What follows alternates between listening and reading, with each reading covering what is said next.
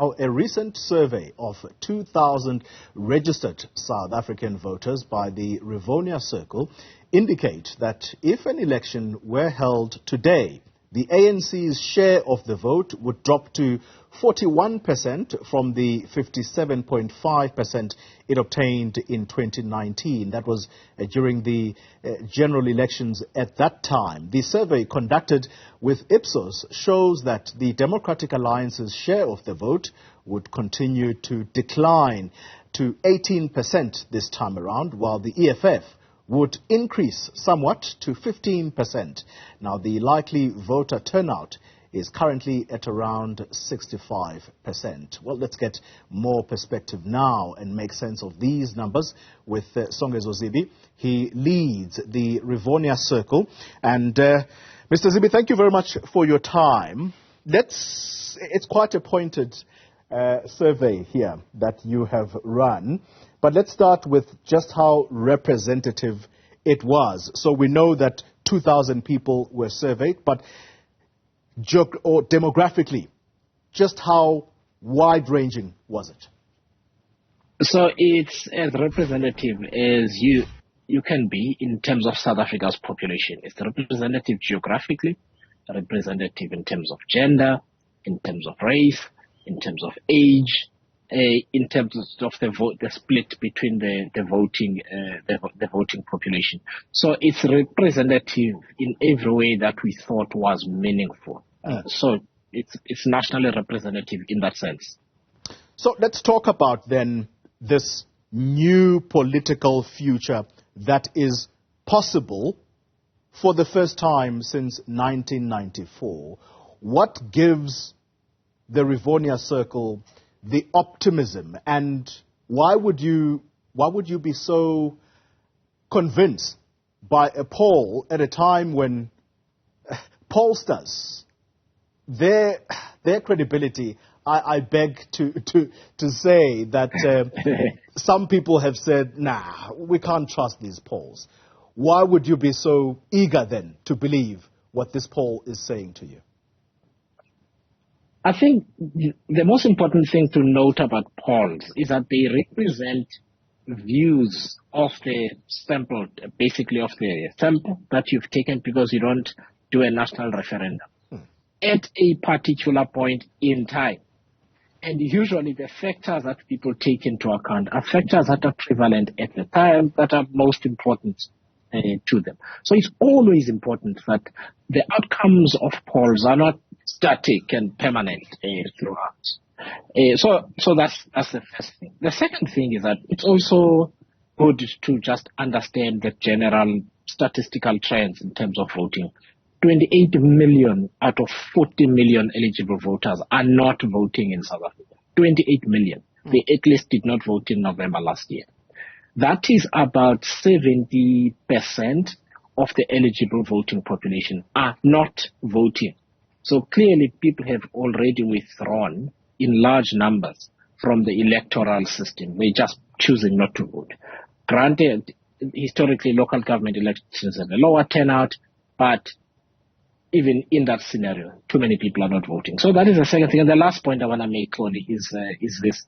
We have seen a trend in recent, the ANC has started losing metros and struggling to, I don't think there is any of the large metros now that they will be controlling. I heard the news item about Johannesburg, and they're likely to have another DA or another mayor again, and not the ANC. Those are very significant population centers. The metros collectively hold about 60% of the South African population. Yeah. Secondly, the ANC polled below 50% if you took the totality of the participation in local government elections last year. Anyway, those are just objective numbers. So this should not be a surprise. It's a trend that is there, that has been there for quite some time.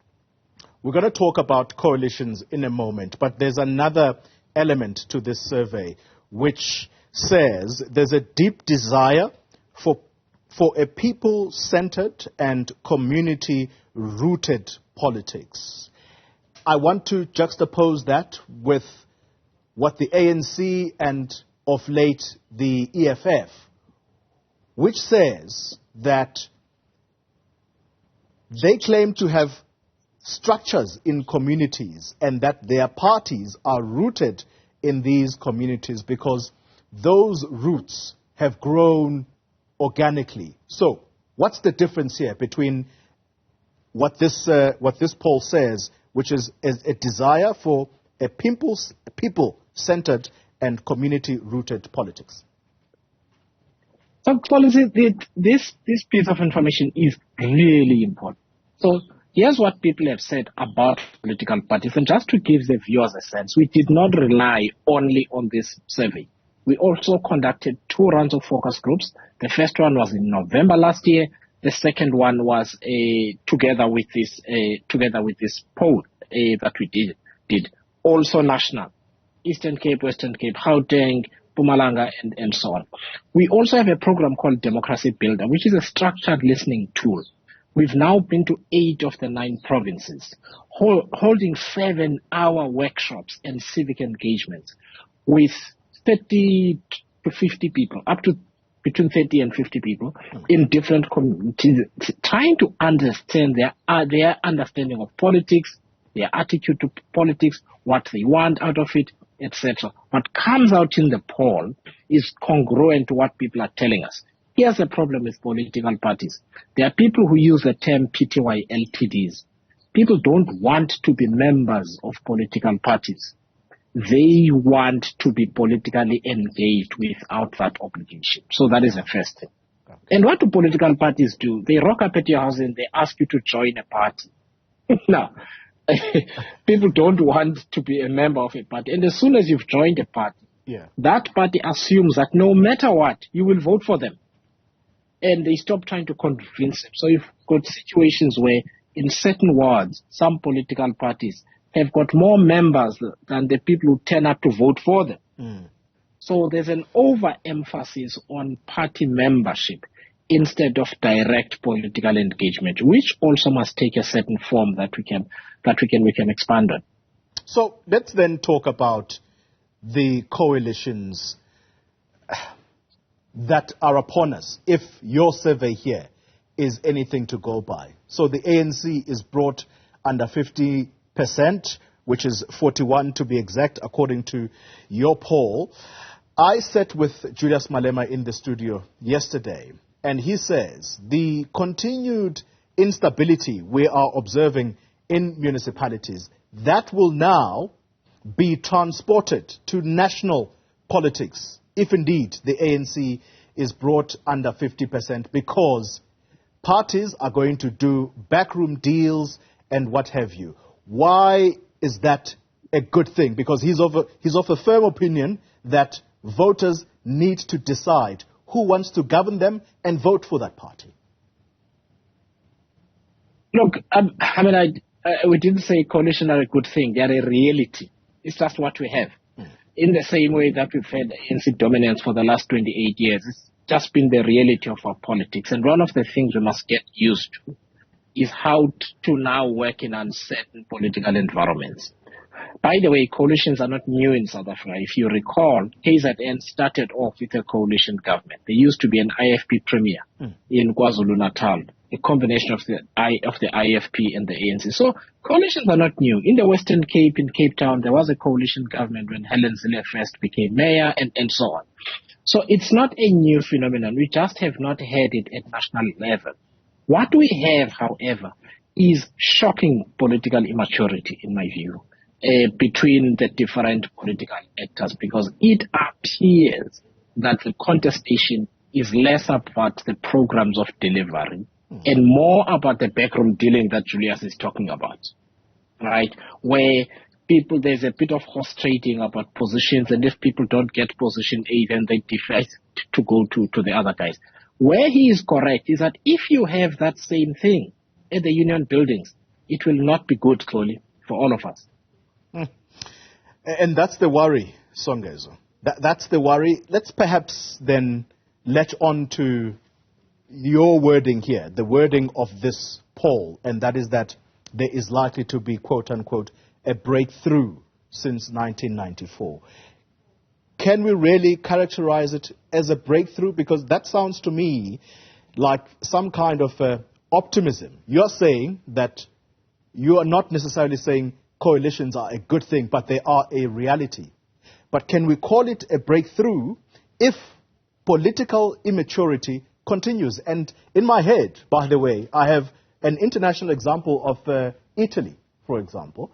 That country has been battling to stabilize politically because it is run through coalitions. So, again, I want to tease out this information from you. Why would you characterize it as a breakthrough? Well, there are also coalitions in Belgium. There's a coalition in Germany. There's been a coalition in Germany for a very long time. I can give you many other examples where coalition governments work. It comes down to institutional and political maturity in terms of how that coalition works. It's not necessarily a bad thing. The reason it is a breakthrough, Oli, is that it, for the first time, provides a significant shift in political choices of South Africans. That has never happened before. The job of political actors and people who are in leadership right across the country is to make sure that we have a stable coalition when 2024 comes. Remember, 74% of respondents in this poll said the country is headed in the wrong direction. 74%. That's a staggering number of voters who believe that the country is headed in the wrong direction. It correlates directly with a below 50% projected performance of the ANC at this point. That being the case, you can also deduce that voters want different political preferences, even though the ANC will remain the single biggest political party. We've always had de facto one-party rule in South Africa. A change in that scenario has to represent a democratic breakthrough. The political actors simply have to rise to that challenge. Sure. And I want to end off the conversation at this very point where some people, I read an opinion piece recently that talks about a party that is going to take South Africa to the next level is yet to be born. And I want to throw that in your face and say, is that what is going to ultimately emerge from this Rivonia political think tank? And if so, when? I'll tell you what is objectively true. From what we get from the engagements that we have and from the data itself, if 28 million South Africans or 70% of voters are not voting, it means they're not attracted to anything that is already available. That's a fact, right? Which means there is an opportunity to have a political alternative that responds to what they want. One of the reasons we talk about a community-centered alternative, this is what people are saying in the focus groups that we have and the structured listening tools that we conduct right across the country. They say they would participate in elections again if there was a political structure that they started themselves. It's an indication of the disgruntlement with political parties in general, not just the African National Congress. What we stated right at the beginning was that we want to enable political alternatives. And that is why we are fighting so hard over this electoral reform bill, to make sure that people are able to have a system where that community-centered politics can begin to thrive. Songezo Zibi, thank you very much for your time. Chairman of the Rivonia Circle, what do you make of that conversation?